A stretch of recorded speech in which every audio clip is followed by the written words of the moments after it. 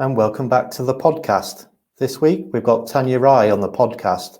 She does her own podcast, The Diversity of Me, Keeping It Real, and also a board member of Rise, a not-for-profit organisation who advocate gender diversity in the broadcast tech industry, and also a Wonder Woman in TV Mentee, and was recently nominated to take part in the TV Collective's Breakthrough Leadership Programme. Welcome, Tanya. Hi, welcome to you too. Thank you for having me. No worries. Well, should we get straight down to it and start talking about well-being in broadcast media? Yeah, certainly. I decided to do a little bit on that in terms of what I do with my podcast and also what I do with my blog on my website as well. I myself have worked in the media industry for 13 years. In various different roles. It can be quite demanding, and it's not just a case of being in the media industry that makes it demanding. It's just life itself, right? Things happen and we all have our own unique levels of not so nice things to have to deal with. So my podcast idea came from the fact that I wanted to be able to showcase people from the broadcast and creative industries who talk about their top 3 ways of keeping it real. And that means having a sense of authenticity without having any kind of personas to hide behind. And I think that that's one of the key things to advocating emotional well-being, is that ability to no longer have concerns or worries about how other people think about you and just live your life in the way that you want to. Yeah, and has this become a bit more pronounced during the pandemic? I mean, do you think broadcast companies have done enough during, this whole sort of COVID pandemic? I think they've done a huge amount actually in the last year. There's obviously still a long way to go, but there's no longer that stigma around emotional well-being, and there's been a lot of support out there. You've got organisations like the Film and TV Charity. There's one chap I know called Adil Amini who created the TV Mindset, and those two organisations or communities have become a lot more prevalent in the last 12 to 18 months because of the pandemic and the fact that when COVID first hit, productions basically came to a standstill, and therefore there were a lot of freelancers out there who were struggling to work.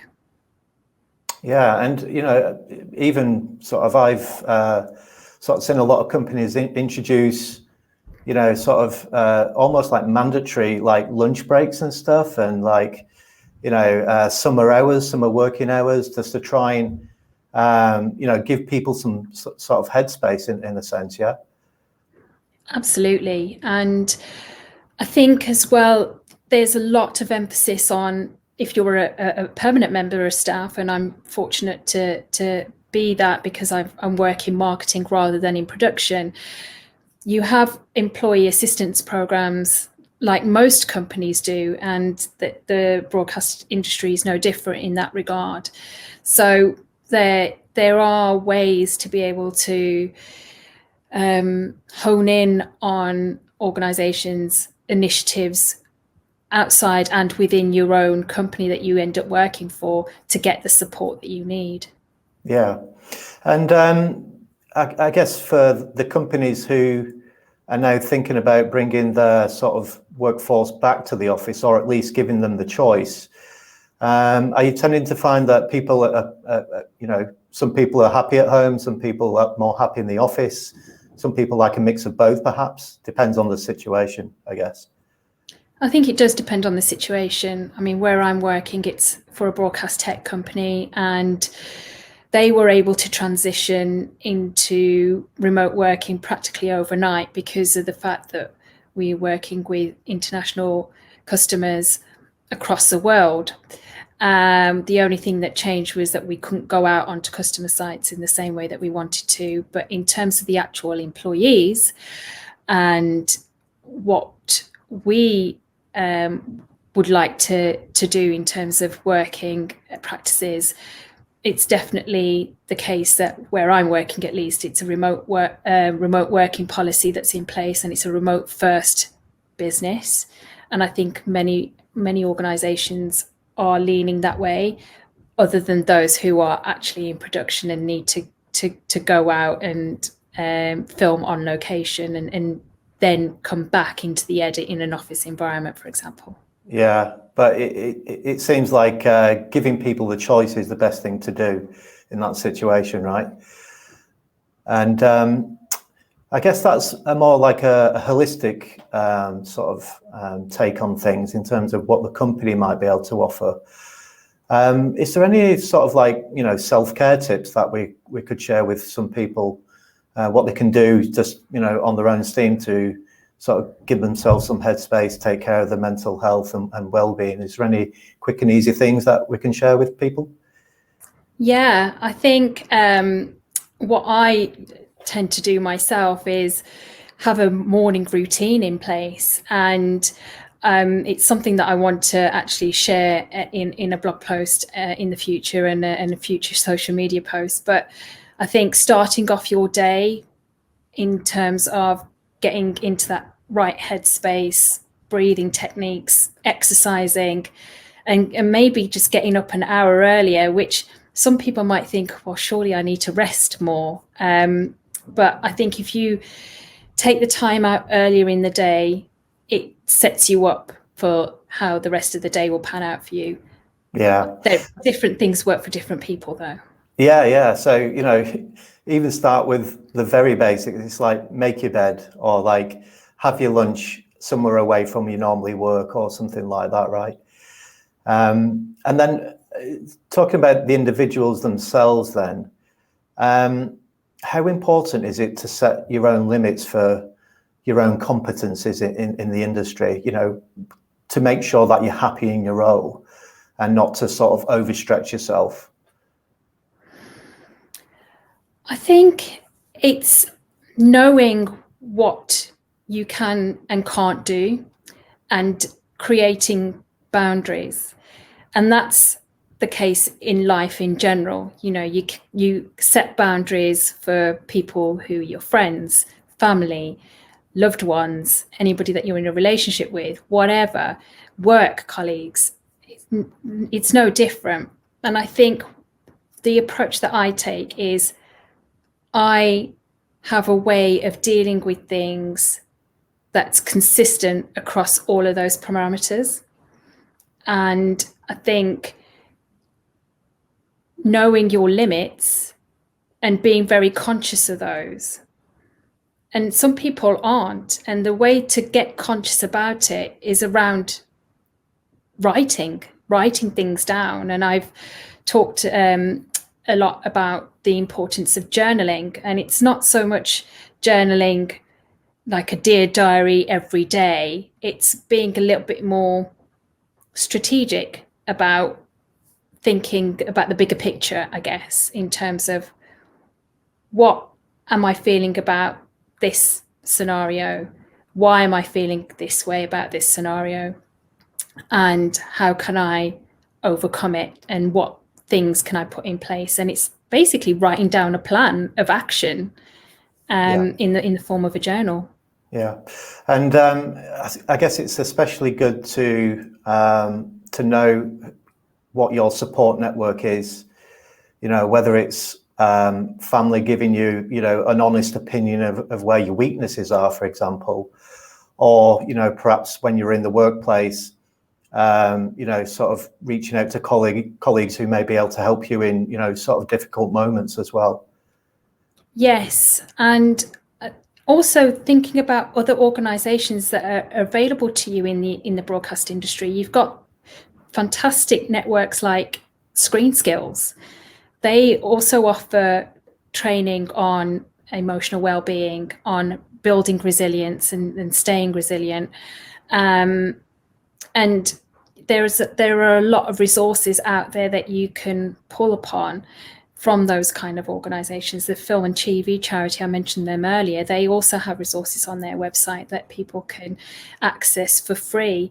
So there's that element. And then I would also kind of go into things like personality quizzes and tests, which sounds a little bit cheesy, but there are things. It's very like telling, right? Yeah, it is. I did one on 16personalities.com, and I would recommend anybody doing that, because it is a bit of an eye-opener, and it pulls out all of your strengths, all of your weaknesses, but not just in one aspect of your life, in all aspects, whether that's in relationships, whether that's with family, how, you know, your potential parenting skills if you're not a parent yet, or if you are a parent, what kind of parent would you be like?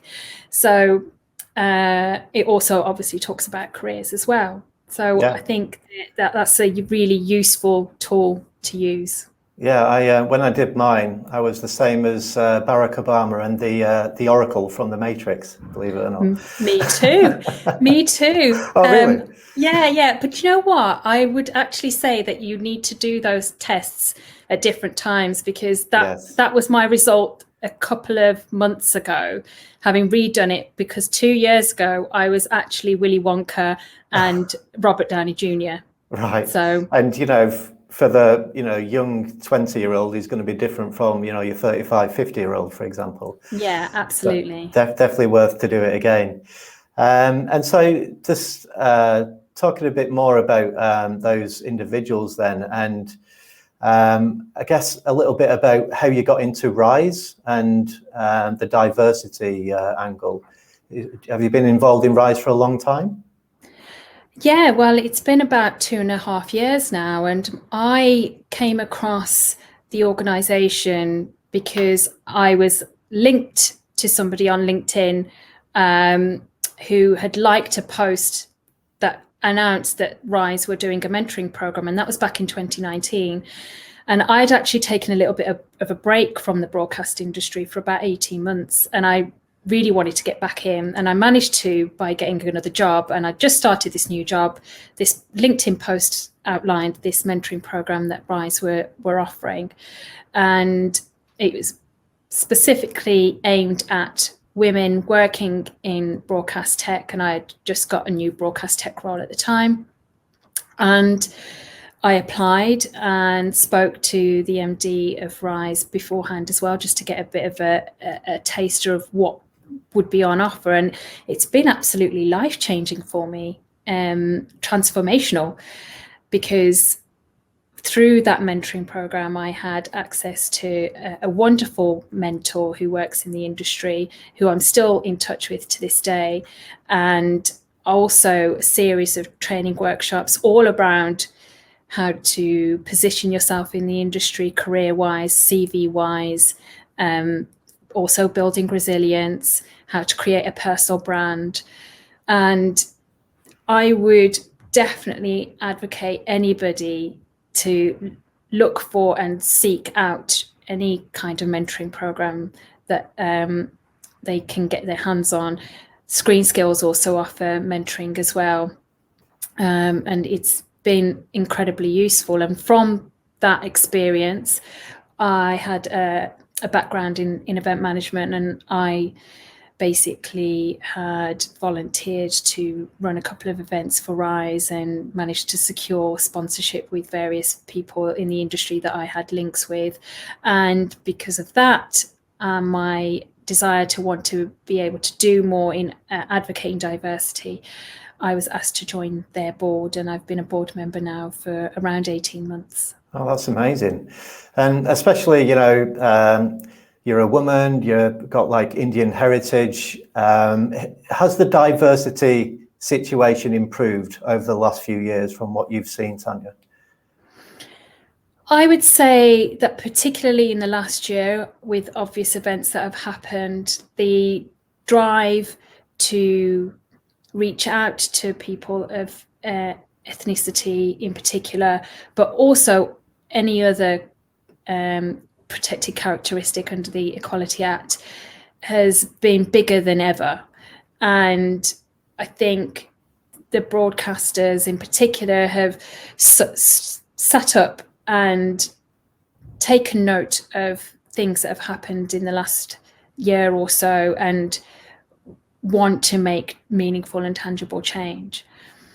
They've ring-fenced a lot of money as well for that. And I think that things are starting to happen with various events and festivals and discussions and rhetoric around reaching out to people from all sorts of different backgrounds, whether you're a person of ethnicity, whether you've got you live with a disability, whether you're transgender, you have a different sexual orientation other than being heterosexual. You know, there's all sorts of different ways of being able to reach out to all those different groups of people. That's good. That's great. Yeah, and I think they have tried their hardest to do that, for sure. Yeah, still room for improvement. And I guess you know, people always want to find their ideal role in the industry. Do you think you've found yours, Tanya? I think I have, actually, and I've had a very squiggly career, I would describe it as.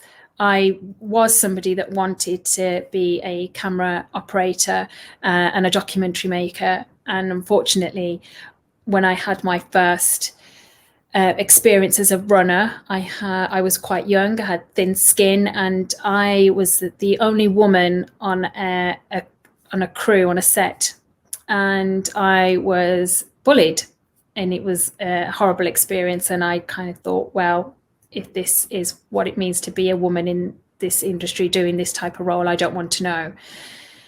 And so I moved into doing more event management and production management in terms of creating films from a production management perspective and organising the logistics around that, because I was quite organised. And from that, I've done various events in the industry, red carpet screenings for the likes of Peaky Blinders, red carpet screenings for Lenny Henry's directorial debut. And I'm now working as a marketing and comms manager for a broadcast tech company now, and I absolutely love it. Amazing. And actually paying it forwards to the newcomers with, you know, your work as a sort of mentee, and even your podcast, right? You've got a podcast. Yeah, I do. It's called The Diversity of Me, Keeping It Real. I basically, as I mentioned earlier on, talk to diverse people who work in broadcast and the creative industries, and we talk about their top 3 ways of keeping it real. And it's quite insightful, actually, because talking about that particular subject means that a lot of the time those people aren't always necessarily talking about their own careers. They reference it now and again, but they talk about what it means for them to live a fulfilled life, and it makes for really interesting listening. Awesome. And that's available on all good platforms. It is indeed, yes. So I'd just like to say thank you, Tanya. It's been very insightful learning about well-being and diversity in the broadcast media industry. So thank you very much. Thank you for having me.